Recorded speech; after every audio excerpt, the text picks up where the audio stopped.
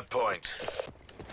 Yo, what's going on, guys? It's your boy Zen coming back at it again with another gameplay type video. Not have the hard point. typical to what I typically do. I'm in theater mode right now, not playing this. I played this earlier and forgot to save it, so yeah, I'm upset with myself for that because my reaction was insane to this gameplay. But I was absolutely dominating this game, and it's a good chance for me to do what I've been wanting to do for a while. I've been wanting to just sit and talk about League play for a little bit, how to improve, how to get better, and talk about some of the specific roles. I'm gonna separate the roles into different videos. So this one I'm talking about just how to be a general better teammate, and talk about the ICR role a little bit. So we'll start with the teammate aspect. Some of the big things you can do to be a much better teammate in this is to communicate well. Callouts are actually extremely crucial. If you don't have a mic, I mean, I don't want to say you hinder your team, but like, as long as you can hear, I mean, you're not a total setback. But if it's to the point where you can't hear anything, then you're just totally setting your team back, because if you got someone trying to feed you a call out, then you're not gonna be able to hear it to react to it. Excuse me, my bad. So yeah, first step, make sure you communicate. Communication is the most important aspect of doing well in League play. Even if you're like solo in a game like I am, you're typically gonna have one other player who has a mic. So in hardpoint, S&D, and control, levels of communication vary. You want to communicate, you just want to communicate really well all the time.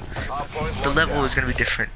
S&D, as long as you're alive, you're supposed to communicate as much as you can.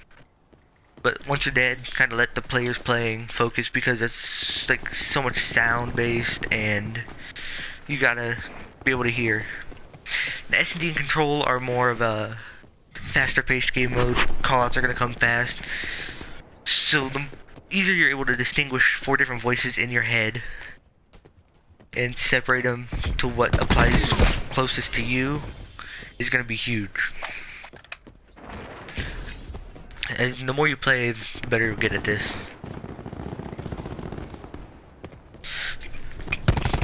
There's so many times where one good call out can save your life. Like, for example, if you're pushing like I am, running out the back, if someone were to call, go inside alley, I could have, as I came out that door, immediately looked right and pre-aimed that. Now I want to move on to the ICR, just because this is getting to the point where the best example for what I'm going to talk about comes up.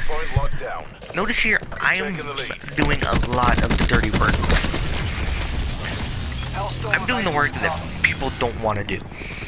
I'm sitting outside the hard point in the back.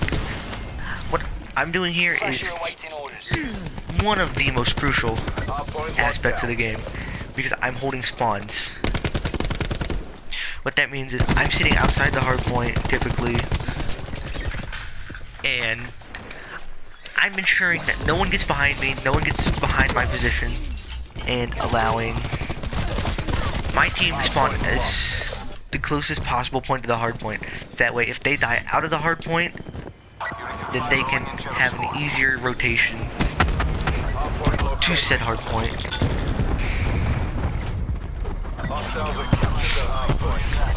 So, playing the back is, like I said, it's the work no one wants to do. Everyone wants to be in the hill getting kills. But if you notice, towards the end of the game, I'm actually going to lead the team in kills. I mean, obviously some of the score streaks are going to be a big influence to that. But this is another thing. Notice I'm playing in hill. Look at it. I've got a nice little head glitch. I can see a lot of the front of the hill. And that window, huge power position for them. I am virtually unkillable from here. Nice, I got my teammates set up just to my right, as you saw, looking hole in the wall. That's the one weak point in my game. which is having everything covered. I don't know why this popped up. Having everything covered is crucial. If you set one weak point, it's not gonna work out the way you want it to. One weak point, one player dead, and the entire team gets the flood. Obviously, that situation right there, it was much more beneficial and easier for my team because I had a Thresher going.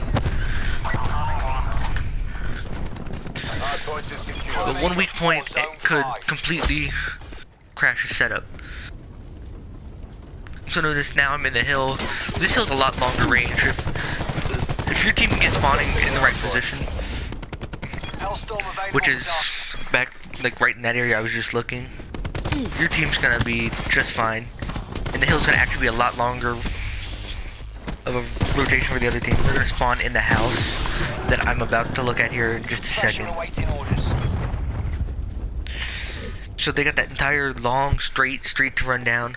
Whereas with an ICR playing in hill, I position myself to where I can still be able to soak up the time, but I have that little like stack of crates as a head glitch, so they don't have an easy shot on me, but I can just beam them as they run down that street. So another crucial thing for the ICR is the setup. What I like to do, I like to run the reflex, as you see, double grip, and then FMJ. FMJ is crucial, especially on maps like this, and second hill. The second hill, I'm able to wallbang so much through that wood door in the position I'm talking about sitting in to look down the street that it's insane. And there's so many other maps, such as frequency. Wallbanging is, I don't want to say crucial because it's not necessarily crucial, but it gets good damage in and makes fights so much easier for not only me but my teammates. Parry and riposte Saber 2-2. So we're back on this hill, holding back. So another thing I want to point out, the trophy system. I mean, anyone can run them, but I mean, I have an empty class spot. I don't really need specialist equipment, especially since I'm running Prophet this game. My special equipment is the Seeker Mine, which is actually banned in League play, so why would I run it? Here you'll notice I got a weird spawn behind and spawn right next to me for some reason. I don't really understand that, but it didn't really affect the outcome of the game, so I'm not too upset about it. The final thing I want to point out is going to go back to the teamwork aspect a little bit, I believe, is the key to rotations. You want to go, my personal rule is you hold as much time as you can, then at that 15-second mark, when there's 15 seconds left in the hill, everyone who's there stays, but then as you give up the back, so that way the opponent starts spawning there, and then you rotate. So I'm kind of cutting it short here, but hopefully those tips are helpful. It's been your boy Zen. I'm gonna pull up the scoreboard right now. Peace.